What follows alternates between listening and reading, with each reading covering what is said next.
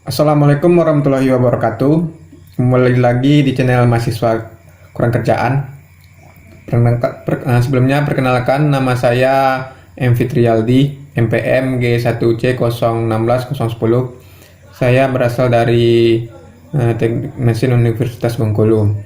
Baiklah, pada kesempatan kali ini saya akan mempresentasikan salah satu mata kuliah yang saya ambil, yaitu Sistem Tenaga Uap dengan judul materi boiler pipa api.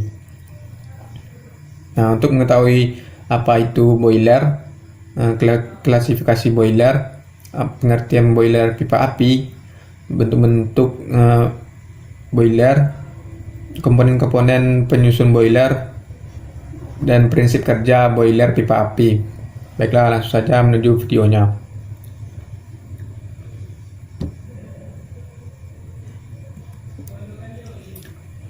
Pengertian boiler. Boiler atau kettle adalah salah satu mesin konversi energi yang mengubah energi kimia dari bahan bakar menjadi energi uap atau energi panas. Energi uap ini sangat diperlukan di industri-industri tekstil, kertas, dan makanan untuk berbagai keperluan, misalnya untuk pemanas dan pembangkit listrik. Komponen utama boiler biasanya terdiri dari pipa evaporator, alat pembakar, pompa, blower, air umpan, dan beberapa lainnya. Umumnya, boiler mempunyai dua proses utama. Yang pertama yaitu proses pembakaran dan pelepasan panas, dan yang kedua proses perpindahan panas dan pembangkitan uap dari air umpan. Sedangkan bahan bakar atau sumber energi boiler dapat bermacam-macam, berupa mungkin itu batu bara, minyak, gas, biomasa, atau panas limbah buangan. Berikut adalah skematis instalasi kelengkapan boiler sederhana. Dapat dilihat pada gambar. Ini adalah bagian boilernya. Untuk uap, gas buang, fan, dan seterusnya. Selanjutnya, klasifikasi boiler. Ada berbagai macam bentuk boiler yang telah berkembang mengikuti kemajuan teknologi dan evaluasi dari produk-produk boiler yang sebelumnya, yang dipengaruhi oleh gas buang boiler yang mempengaruhi lingkungan dan produk steam seperti apa yang akan dihasilkan. Adapun klasifikasi boiler dapat dilihat pada tabel berikut. Nah, ini adalah untuk macam jenis boilernya. Untuk pipa air, untuk pipa api atau pipa uap, ini untuk boiler kecil atau satu laluan. Untuk kapasitas ton per jam, untuk pipa airnya adalah 3 sampai 300. Dan untuk pipa api sendiri adalah 1 sampai 30. Untuk tekanan uap pada boiler pipa air 1 sampai dengan 200, sedangkan pada pipa api 1 sampai 20. Untuk mode sirkulasi air umpan, untuk pipa air alamiah dan paksa, sedangkan untuk pipa api secara alamiah. Nah, kita melihat untuk boiler pipa api. Untuk jumlah air yang tersedia untuk boiler pipa api ada 100 sampai 200% waktu menghasilkan uap. Uap per menit. Ada untuk boiler pipa api 20 sampai 30 menit. Pada klasifikasi boiler dapat dilihat klasifikasi boiler ini dapat dilihat perbedaan antara boiler pipa api dan boiler pipa air. Untuk efisiensi boiler pipa air 85 sampai dengan 90, sedang untuk efisiensinya di sini sama saja. Baiklah, selanjutnya boiler pipa api. Apa sih boiler pipa api? Boiler pipa api merupakan boiler yang mengalirkan gas panas melewati bagian dalam pipa, sedangkan air umpan Boiler berada di dalam sel atau di luar pipa untuk diubah menjadi uap steam. Boiler pipa api biasanya digunakan untuk kapasitas uap yang relatif kecil dengan tekanan uap rendah dan sedang. Sebagai pedoman, boiler pipa api kompetitif untuk laju alir uap sampai dengan 4.000 kg per jam dengan tekanan hingga 18 kg per cm persegi. Dalam operasinya, boiler pipa api dapat menggunakan bahan bakar minyak, gas, atau yang padat. Untuk alasan ekonomi, sebagian besar boiler pipa api dikonstruksikan sebagai boiler paket atau package boiler dirakit oleh pabrik untuk semua bahan bakar. Adapun ciri khas dari boiler pipa api, yang pertama itu gas panas yang mengalir melalui pipa dan air boiler di dalam sel untuk dikonversikan menjadi uap. Digunakan pada kapasitas uap kecil 12.000 kg per jam dengan tekanan 18 kg per cm persegi. Nah, pada gambar ini dapat dilihat bagian-bagian utama boiler pipa api. Yang pertama yaitu ada sistem regulasi, dan yang kedua yaitu kettle atau boiler. Yang ketiga itu uap. Yang keempat level air. Yang kelima tabung api. Yang keenam api. Dan ketujuh air. Selanjutnya, dalam perancangan boiler pipa api ada beberapa faktor yang penting yang harus dipertimbangkan agar boiler pipa api yang direncanakan dapat bekerja dengan baik sesuai dengan yang dibutuhkan. Faktor yang mendasari pemilihan jenis boiler pipa api adalah sebagai berikut. Yang pertama, kapasitas yang digunakan. Yang kedua, kondisi sistem yang dibutuhkan. Yang ketiga, bahan bakar yang dibutuhkan. Yang keempat, konstruksi yang sederhana dan perawatan yang mudah. Yang kelima, tidak perlu air isian yang berkualitas tinggi. Nah, itu adalah faktor yang mendasari pemilihan jenis boiler pipa api. Nah, untuk kerugian boiler pipa api sendiri, yang pertama yaitu tekanan steam yang dihasilkan rendah, kapasitasnya terlalu kecil, dan yang ketiga yaitu pemanasannya relatif lama. Sedangkan untuk keuntungannya yaitu biayanya sangat murah, bahan bakar mudah didapatkan. Nah, yang ketiga hemat. Baiklah, selanjutnya komponen boiler pipa api.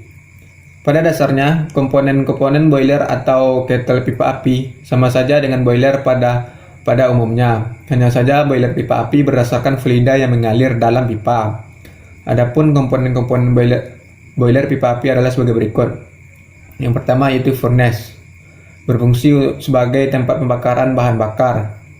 Secara umum bentuk ruang bakar terdiri atas dua jenis, yaitu ada yang berbentuk silinder dan ada yang berbentuk kotak. Furnace terdiri dari beberapa bagian utama. Yang pertama, stek atau corong asap. Corong asap ini berfungsi untuk membuang gas asap yang tidak dipakai lagi ke udara bebas untuk mengurangi polusi di sekitar instalasi boiler, sehingga proses pembakaran dapat berlangsung dengan baik.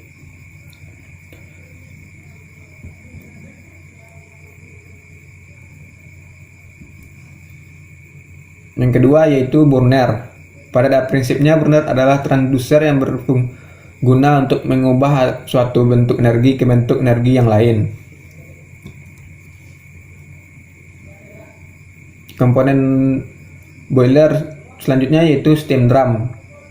Steam drum merupakan tempat penampungan air panas dan pembangkitan steam. Steam masih bersifat jenuh atau saturated. Selanjutnya superheater merupakan tempat pengeringan steam dan siap dikirim melalui main steam pipe dan siap untuk menggerakkan turbin steam untuk menjalankan proses industri. Selanjutnya, turbin steam berfungsi untuk mengkonversi energi panas yang dikandung oleh steam menjadi energi putar atau mekanik. Komponen selanjutnya itu kondensor, berfungsi untuk mengkondensasi steam dari turbin atau steam yang telah digunakan untuk memutar turbin. Selanjutnya itu generator, berfungsi untuk mengubah energi putar dari turbin menjadi energi listrik. Selanjutnya itu economizer, merupakan ruangan pemanas yang digunakan untuk memanaskan air dari air yang terkondensasi dari steam sebelumnya maupun air umpan baru. Selanjutnya itu safety valve, merupakan saluran buang steam jika terjadi keadaan di mana tekanan steam melebihi kemampuan boiler menahan tekanan steam. Yang terakhir yaitu blow down valve, merupakan saluran yang berfungsi untuk membuat endapan yang berada di dasar pipa steam. Nanti untuk komponen boiler pipa api akan ada dijelaskan pada gambar berikut.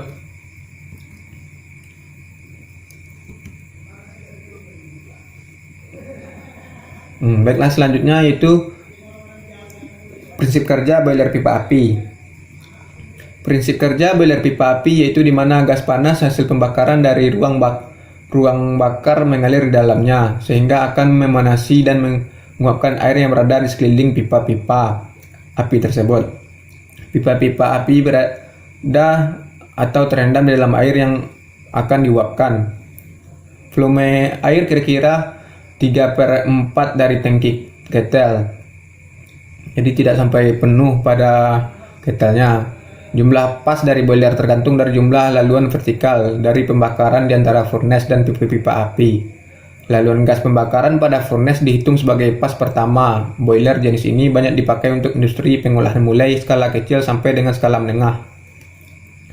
Nah, untuk prinsip aliran gas dalam ketel steam pipa ada 3 macam. Yang pertama yaitu konstruksi 2 laluan. Konstruksi ini merupakan konstruksi kettle Scott yang mula lorong api yang besar dibutuhkan untuk mendapatkan bidang-bidang pemanas yang luas. Yang ketiga yaitu 3 laluan, merupakan gas asap melewati jalan yang lebih panjang sebelum meninggalkan corobong, sehingga dapat menaikkan efisiensi kalor. Akan tetapi tenaga yang dibutuhkan draft fan akan membesar akibat kerugian tekanan gas asap. Untuk selanjutnya, yang ketiga yaitu konstruksi 4 laluan, merupakan unit yang mempunyai efisiensi yang lebih tinggi. Karena jalan asap menjadi lebih panjang, maka tenaga draft fan menjadi lebih besar pula. Agar gas asap lebih tinggi, dibuat ukuran pipa-pipa untuk pas-pas berikut yang lebih kecil. Nah, berikut adalah boiler pipa api vertikal. Ini adalah contoh bentuk secara sederhana boiler pipa api vertikal. Nah, dapat dilihat di sini untuk ruang bakar atau furnace-nya berada di dasar di sini. Nah, dan ini adalah bagian pipa apinya. Sedangkan ini adalah air yang berada di luar pipa api atau sekeliling pipa api. Dan ini adalah contoh bentuk boiler pipa api vertikal. Skematiknya seperti ini. Air untuk furnace-nya berada di sini. Dan ini adalah pipa-pipa api.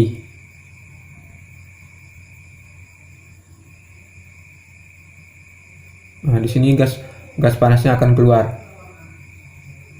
Ini air di sekeliling pipa api. Nah, untuk steam, pengeluaran steam di sini.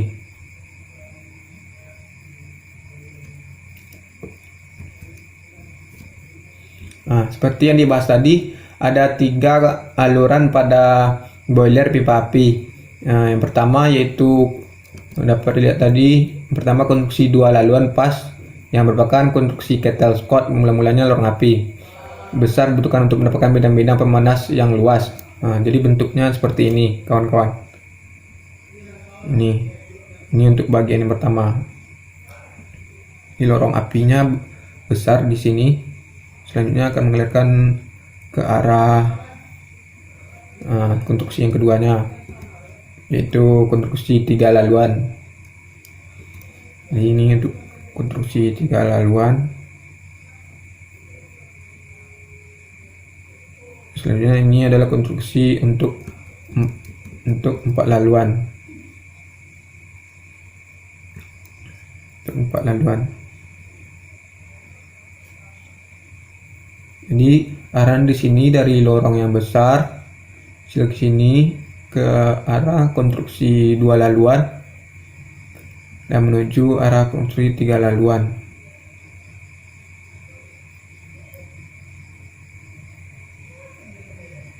Ini bagian burnernya, tempat transducer untuk mengubah suatu energi menjadi energi tertentu. Ini adalah air di sekeliling air di sekeliling pipa api yang akan dijadikan atau diuapkan oleh gas panas yang berada di dalam pipa api. Ini suhunya adalah 350 derajat Celcius.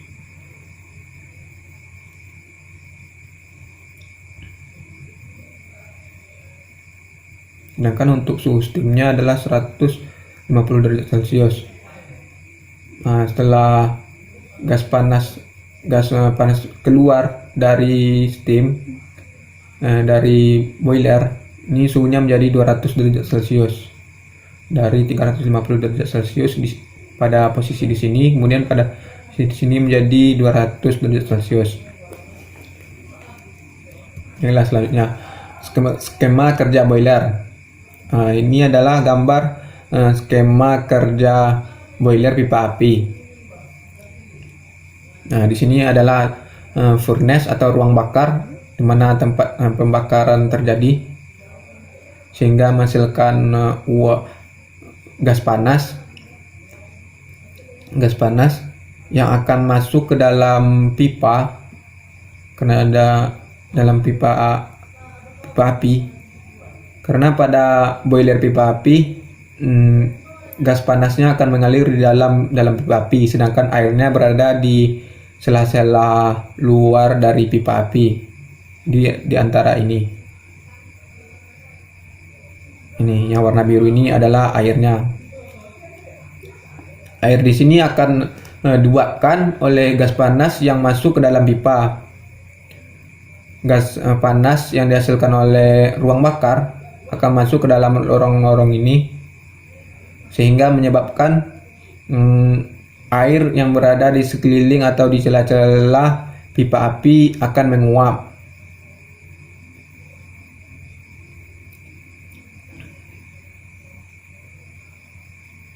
Nah, di sini adalah posisi untuk steam outlet atau untuk bagian steamnya untuk keluar. Dan gas outletnya di sini. Di sini nanti kan ada safety valve untuk mengurangi gas yang berada di dalam boiler, dan untuk mengeluarkan endapan ada di bagian bawah di sini. Kira-kira yang ini safety valve untuk mengurangi endapan. Ini untuk drannya seperti ini.